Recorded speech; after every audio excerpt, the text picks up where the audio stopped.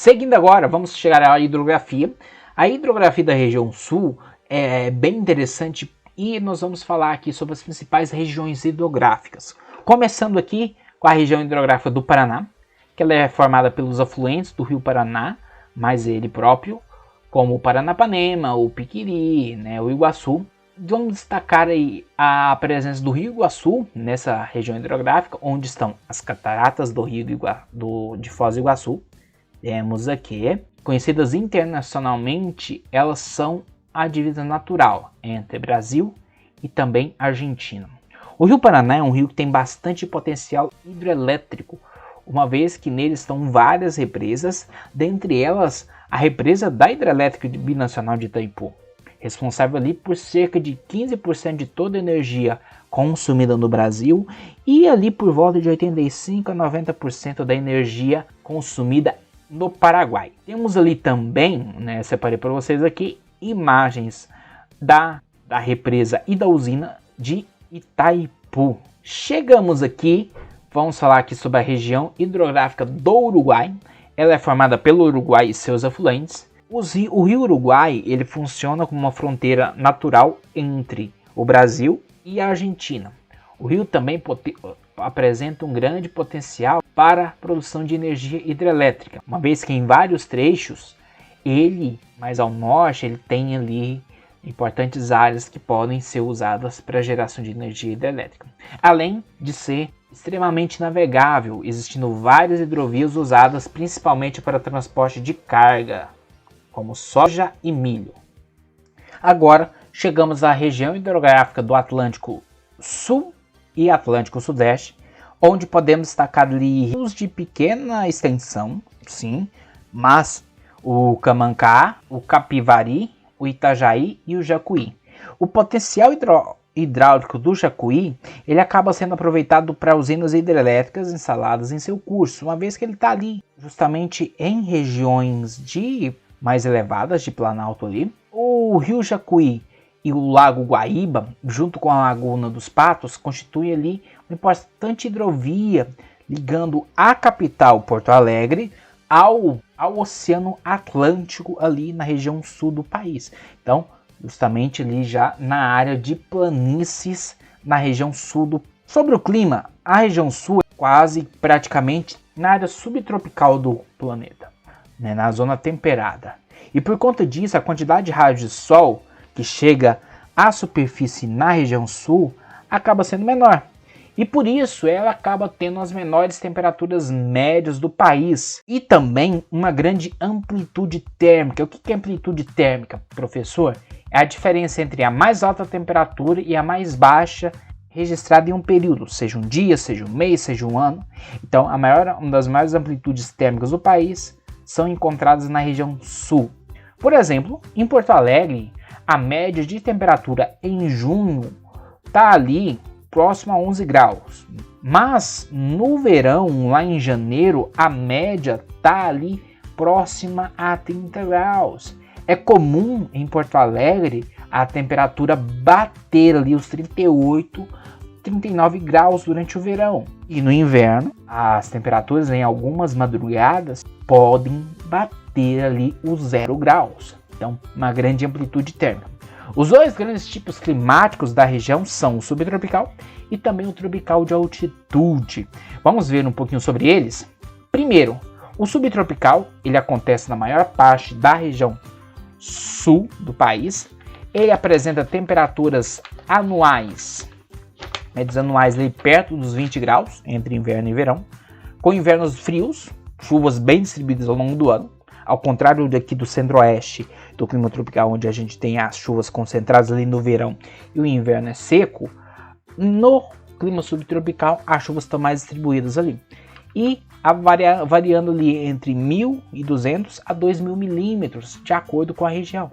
Lugares mais próximos ao litoral acabam tendo uma maior quantidade de chuva. No inverno, as temperaturas acabam caindo bastante, chegando até ocorrer geadas e precipitação de neve no lugar mais alto. E aqui cabe a gente fazer a diferença entre geada e neve.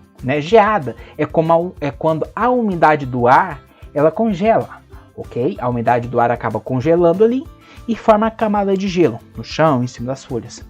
A neve é quando a água que cairia em forma de chuva está tão gelado que ela acaba caindo em forma de gelo, em forma de neve. Então por isso que ela acaba ocorrendo principalmente em lugares de maior altitude, onde a temperatura naturalmente já é menor. Cidades como São Joaquim e Lages, em Santa Catarina, ou Vacaria e Bom Jesus, acabam tendo muito mais propensão a ter neve durante o inverno. Separei aqui para vocês 2 imagens aqui de Vacaria, lá em agosto de 2013, onde aconteceu essa nevasca aqui, leve, que deixou a paisagem lá no Rio Grande do Sul bem diferente para nossos olhos aqui do Centro-Oeste. Vamos seguindo então. Ainda no clima subtropical, os verões são quentes e as temperaturas são bem altas, com médias acima de 22 graus, em outros lugares mais amenas, ali perto de 20 graus. O clima tropical de altitude é o clima que está situado nas áreas próximas ali ao Trópico de Capricórnio, ou seja, mais ao norte do estado do Paraná, principalmente, e é onde o verão ele é chuvoso e quente e o inverno é mais seco, características ali mais próximas ao clima tropical de parte do estado de São Paulo e também da região centro-oeste. Acontecem aí no clima tropical de altitude. Chegamos à vegetação, lembrando que a vegetação está muito relacionada ao clima. Por causa das chuvas bem distribuídas, grande parte da região sul originalmente tinha uma grande quantidade de floresta, bem diversificada, principalmente ali as matas araucárias e também a Mata Atlântica, nossa floresta tropical litorânea do Brasil. Já em áreas que têm menos chuvas, acaba acontecendo ali os campos sulinos, que são uma espécie de estepes, de pradarias. Com o tempo, essa vegetação foi muito alterada pela ocupação humana, como a gente vai acabar vendo agora. Primeiro, a mata de araucárias, ou floresta, é uma vegetação que predominava nas áreas de altitude mais elevada e temperaturas bem mais baixas, ali na região sudeste, na região sul e sudeste, aliás, principalmente por espécies vegetais como a araucária, o pinheiro do Paraná. Olha ele aqui, a imagem aqui. Que além da embuia e também da erva mate nativa. Ao longo do tempo, a madeira da floresta de araucária foi muito usada para a construção de casas e também como lenha, queimada tanto em fábricas quanto também pelo consumo doméstico nas cidades e também em regiões rurais. A indústria de papel acabou também se aproveitando muito dessa vegetação original. Hoje, cerca de 1% apenas da mata de araucária ainda existe preservada na região sul, principalmente ali no estado do Paraná. Seguindo aqui, chegamos à Mata Atlântica que ela ocupava ali tanto desde a região sul até lá o nordeste do país e parte do centro-oeste também. Na região sul é uma vegetação típica dos vales dos rios Paraná e Uruguai e também no norte do Paraná, além da Serra do Mar, formado por uma vegetação bem densa, típica de áreas chuvosas, ou seja, quanto mais chuva, mais a floresta acaba se tornando fechada. A exemplo da floresta amazônica. Atualmente ela se encontra muito devastada. Acabou sendo derrubada para dar lugar a lavouras de soja, café, milho, trigo e também pelo crescimento das áreas urbanas, principalmente nas regiões mais próximas ao litoral. Temos aqui uma área, floresta Mata Atlântica, lá na região sul. A formação vegetal dos campos tem destaque para gramíneas e arbustos, poucas presenças de árvores, exceto próximas a rios e riachos, justamente por conta de umidade, a umidade acaba sendo menor. Na região sul observamos 2 tipos de campos, os campos limpos, os chamados pampas, que se estendem tanto pela região sul do país quanto também no Uruguai e também na Argentina, formando espécies de campos vegetais bem baixos, longos a se perder de vista, e os campos sujos, que vão estar em áreas de planaltos, onde além das gramas, a gente acaba observando grande presença de arbustos maiores.